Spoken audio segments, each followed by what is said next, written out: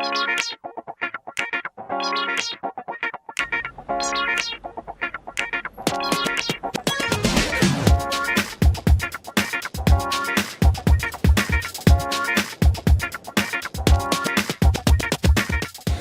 afternoon, everybody. My name's David Liddle. I'm the Chief Executive and the founder of an organisation called the TCM Group. We provide mediation, dispute resolution services, support, training for organisations across the UK. We've been going for 13 years and we've been helping organisations embed mediation and dispute resolution as a mainstream activity within their organisations, providing an alternative to the more challenging and often counterproductive approaches to dispute resolution, namely grievance processes, confrontation, or is it the case in many organisations, ignoring it in the hope that it will go away.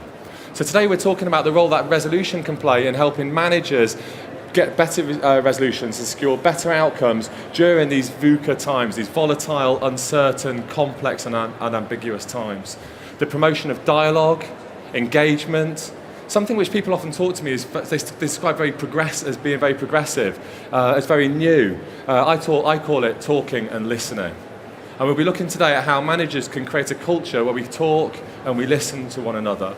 And when I work with organisations like Royal Mail Group, BT, Marks and Spencer's, large NHS trusts, the kind of organisations that I've been working with to help them think about conflict and how they handle conflict, I start off by listing all of the forces for dialogue. What are we doing in our organisation that promotes people talking and listening? And in my list, there's informal resolution in the grievance stage and maybe an enlightened manager who's been on a coaching course. And then on my list of all of the forces operating against dialogue, it runs over one page, then a second page, and then a third page.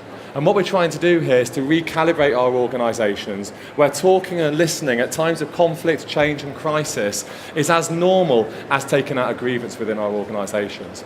In fact, I'm working with increasing organisations to remove the very grievance process. There are no grievance processes in many of the organisations with which I work. And we'll look today at how organisations are moving from grievance to resolution. So conflict goes by many names. On one level, a quarrel, a spat, not seeing eye to eye. And so many people tell me when they've been through a mediation process, if only at that moment in time did someone sit down with me and listen and give me an opportunity to talk. But everyone was walking on eggshells, my manager didn't know what to say, the other person started emailing me or wouldn't talk to me. I couldn't find some way of resolving it, which was wanting to sit down and talk about it. So I became more stressed, I became more anxious, the conflict escalated, the blame started to come in, there was a war of words, the language moved more towards grievance, falling out, dispute, tension. And of course then as it started to become hardened, the positions became tougher, heels became dug in. And we started to see language of bullying, harassment, discrimination. And of course, these are incredibly challenging situations to resolve through formal processes, which we know those formal processes require an investigation of the facts. Someone sits down with an investigating manager and gives their account in order for some higher authority to resolve the situation. It doesn't work. It's failed systematically to resolve the underlying issues. So then the language worsens still. Employment tribunal, settlement agreements, compromise agreements, this weird thing called early conciliation, which is late conciliation by any other name, of trying to get parties in a room talking or over the phone at the point that should have happened much earlier. And what we're saying to managers and leaders is let's not wait until ACAS get involved with a conciliation officer calling us saying, oh, did you know you had a quarrel in your organisation? Let's spot that in our team meetings, let's spot that in our offices, let's find a way of resolving these issues at source. But managers say to me, no one told me this was my job. This is an HR role, isn't it? No one told me these were the skills that I needed to possess to be a manager. I've run through my leadership competencies and handling conflict doesn't really feature in those. So why is it now I'm being told I have to do these things? Why am I having to resolve these issues? And what we're all saying to managers is you're the best mediators the organisation could ever employ. So let's look at how we can upskill our managers to give them the confidence, the competence and the courage to promote an environment and promote the conditions where our parties can come together and have positive, meaningful, constructive conversations. So drawing on your experiences of conflict, has anyone here experienced conflict or worked with conflict as part of your day job within your organisations? Lots of heads nodding, yes. Anyone here a mediator? I know one, I've recognised you, David. Anyone else here a mediator? Hi, a few mediators. Has anyone ever tried to plop yourself in the middle of two parties to get some common sense and get the parties talking again? Yeah, we're all doing it. We all mediate. It might be at the breakfast table this morning with a neighbour who's having a loud barbecue one summer. It might be in an office situation.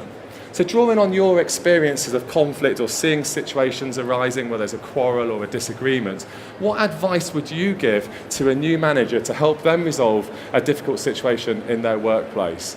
So what I'd ask you to do is to turn to a partner, the person sat next to you, and discuss your experiences of conflict and talk about what you would do to help a new manager resolve a situation in their office. So just for a few moments, if you could turn to the person sat next to you and drawing on your experiences, what would you say to our new manager who was asking you, help, how do I resolve this conflict at work? Okay.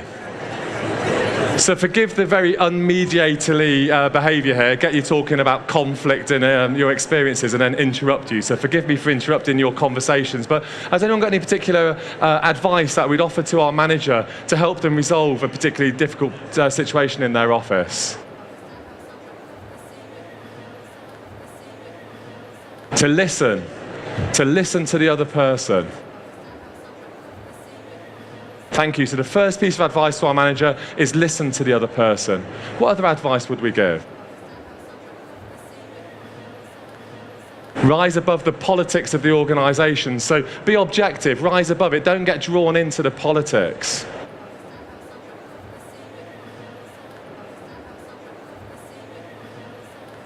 Has anyone got advice for our manager to help them resolve this particular situation? Take the emotion out of it. So manage the emotions.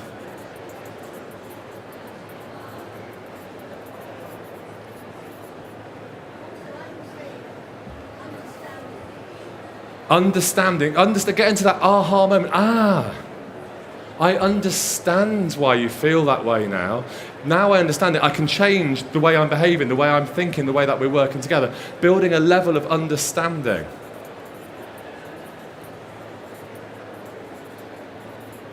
And the last piece of advice, anyone got the final thought?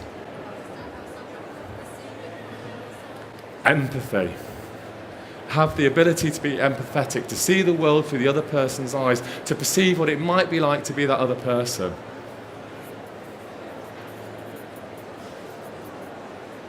How many people have a grievance policy in your organisations? What would it take for me to persuade you to take your grievance procedure to the nearest shredding machine and be done with it? Let me start off by asking you a question. The word empathy, it's a fantastic thing. It allows us to have an adult-to-adult conversation, to see the world through another person's eyes. Are we all agreed that empathy would be important in the interaction for our manager to resolve their dispute? And how many of your grievance procedures have the word empathy anywhere written explicitly in your procedure? Just one person? Anybody? Nowhere?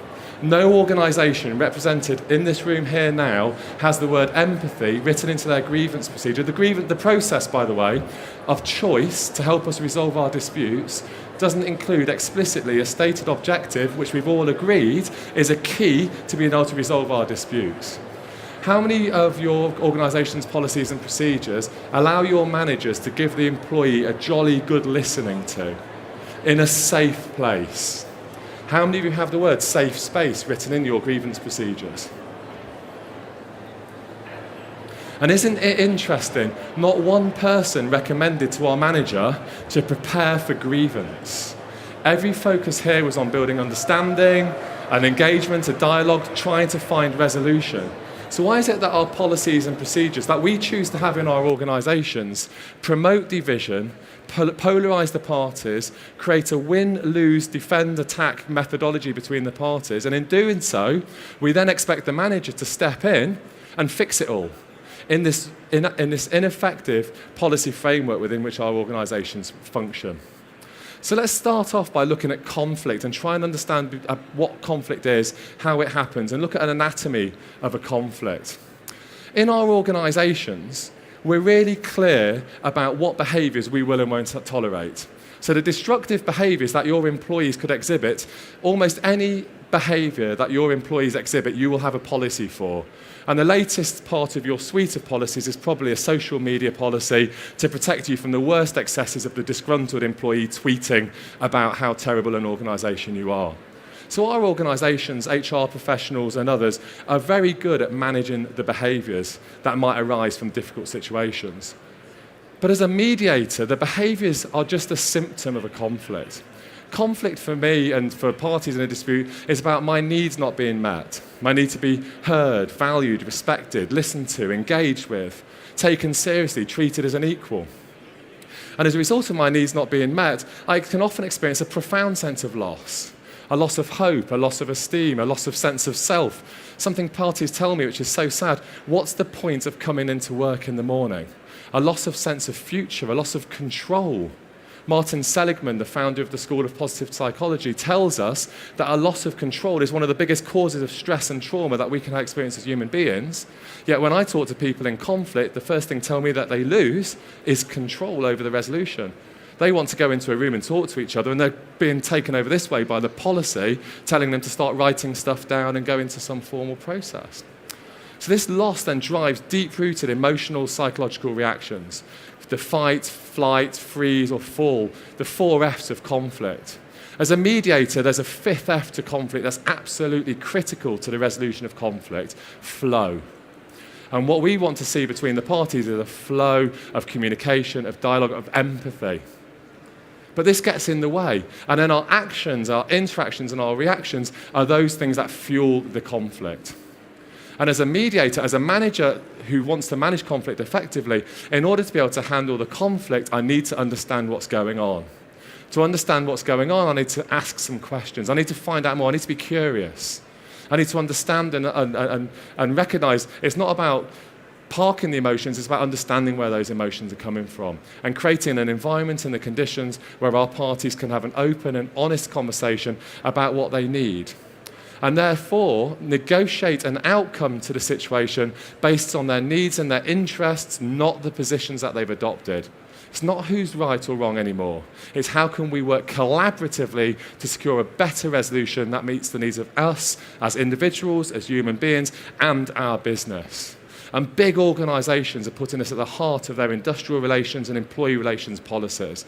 This isn't just mediation, happy bunny rabbits and rainbows. This is at the heart of Royal Mails. It's legally enforceable within the Royal Mail industrial relations framework. This is central to the way that organisations now manage their situations.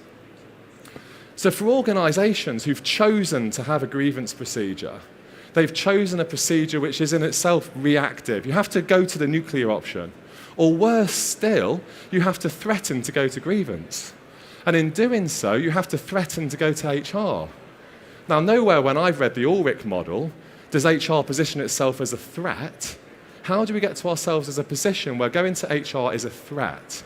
Surely going to HR should be about opening up a dialogue, encouraging and mentoring and coaching a philosophy that I'm going to get the best support that I can to help me find a solution to my conflict, not a threat of going to HR.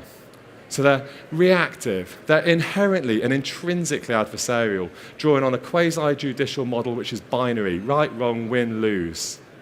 That's the outcome. We know that's going to be outcome, so we begin to defend ourselves from the get-go. From the outset, it's defend and attack.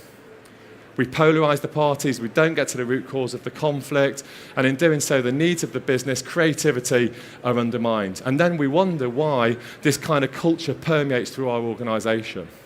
Entitlement, litigation, grievance, low esteem, presenteeism, stress, low well-being. 30% of your workforce engaged at any one moment in time, according to Clark and McLeod and their review of employee engagement. It's because of this. And the costs are massive. The scale are massive. But one of the interesting pieces of research that I read recently told me that over a third of managers would rather jump out of a plane for the first time than deal with a problem at work. That's pretty profound. Being someone who doesn't particularly like heights, I know I wouldn't prefer to jump out of a plane. But managers saying, I don't want this. 370 million days a year lost to this stuff, according to the CIPD. And I know CIPD are now instituted a substantial piece of research into the cost of conflict within the UK workplace. So what would I suggest as an alternative? What does a conflict-competent organisation look like? Well, firstly, let's start the conversation again about the psychological contract. It's been there for a while. It's the most important contract that exists in your organisation. And when it breaks down, it can break down and cause significant rifts and friction between the employee and their manager, and the manager just does not know how to fix it. Rebuilding trust and confidence between the manager and the employee. So working with managers and leaders to understand the nature of the psychological contract, the promises that are offered, the subjective analysis and opinions we form with one another, recognising that we're contracting all the time. You're contracting with me now. Does he make sense? Do I trust him? Is his model kind of fitting in terms of my organisation? You're forming particular views of me that will form hopefully a long-term contract between ourselves. But if we don't state that and if we're not aware of it, when it breaks down, it's very hard to fix. So training managers to spot these problems early and nip those issues in the bud. Training HR and ER professionals to coach and mentor people at times of conflict. Not be looking for evidence, initiating investigations. The only good outcome of an investigation is a good report that hasn't put a ticking time bomb in the relationship. 99% of workplace investigations destroy the relationship and offer no value whatsoever in the relationship. They don't resolve the issue, they just destroy and tear the heart out of the relationship between your employees. Yet we use them like confetti. And then no wonder we have some of the challenges that we face within our organisations. Using professional mediators, internal mediators, where they're needed to be able to come in and support resolution quickly and effectively. And then, if you need to, having access to investigations and appeals. So the formal part of resolution is at the very tail end before we start to see us moving into an employment contract breakdown. Focus on managers, HR professionals and others. And of course here, the nuclear option, ACAS, early conciliation, getting a phone call from a conciliation officer saying, oh, you know, one of your employees wants to take you to an employment tribunal. Is this the best place to resolve our issues? Is this the best place to be able to fix the problems? Or is it much earlier on? So often a real alternative to the formal legal processes is supporting the development of strong, robust psychological contracts back in the workplace. So here are 4 tips for managers helping them to resolve disputes. And I think you've already shared with me many of the ones that I'm going to share back with yourselves. So this message has been shared. I've seen this all over the conference, keep calm and ... But my message to the manager who wants to be able to resolve a dispute effectively is go and listen to the person. Let them tell you what's going on. Let them tell you how they feel. Ask them questions. And we know managers are scared of 2 very important things here. Let's overcome them. They're scared of snot and they're scared of tears. And when the conflict is coming, excuse the crudeness, that's very crude of me, but it's true. It's what managers say they struggle with. So what I mean is the feelings. So if people are upset, angry, emotional, listen to them. Appreciate that they might be angry, upset, frustrated. Try and ask questions and understand why they might feel upset and frustrated.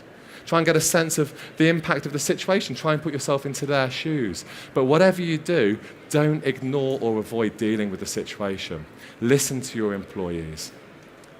Create a safe space where people know as a manager they can come to you. They're not going to be judged. They won't be blamed.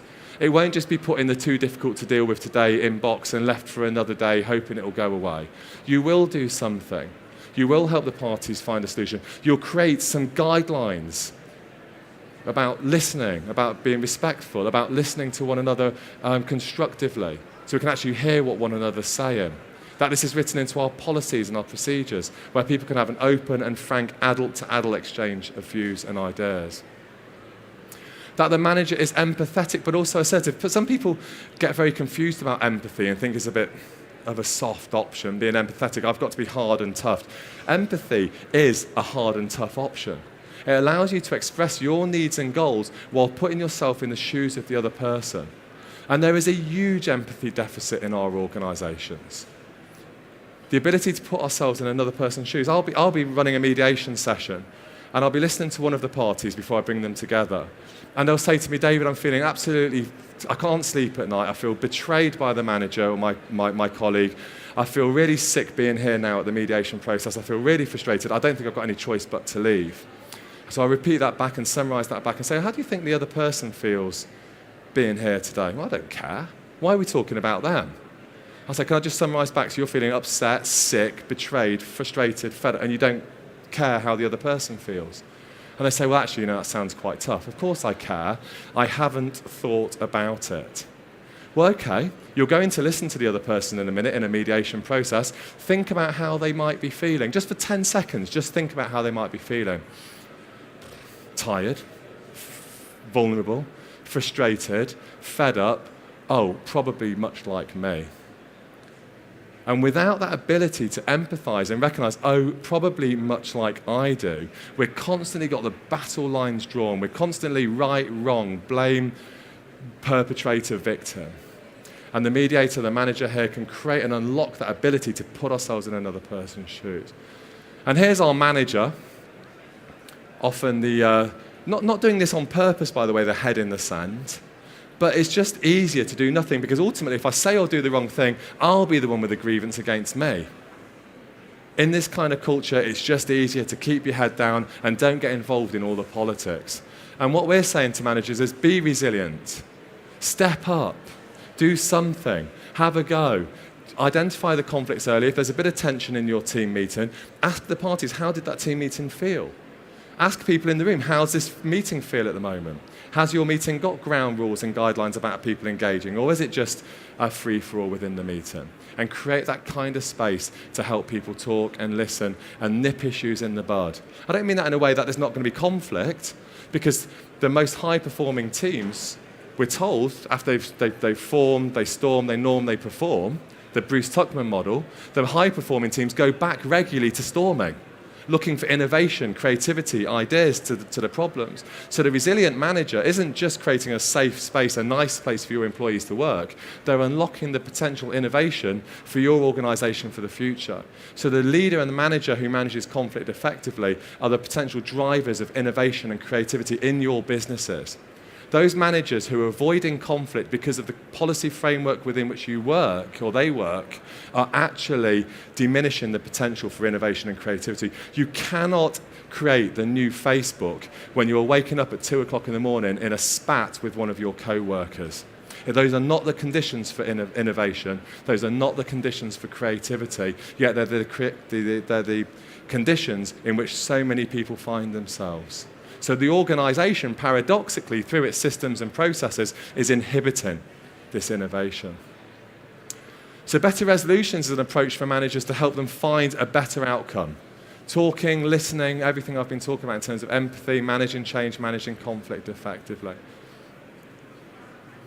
And in May last year, a year ago, I launched at the Law Society a model resolution policy. Some of you may have heard of this. So large organisations now are saying, we've had enough of this grievance process. There's no need to have grievance. There's no statutory duty to have a grievance procedure. We've just not been told that since the dispute resolution regulations were removed in 2008, following the Michael Gibbons review, that there is an alternative. So we all have them, and then actually when we sit down and look at them, I ask a question to people.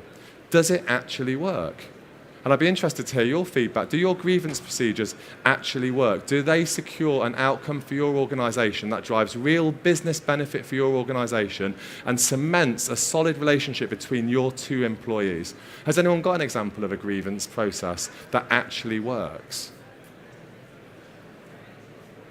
I've been asking for years for an example of a grievance that actually works, yet we have them and we don't recognise the harm that they're doing.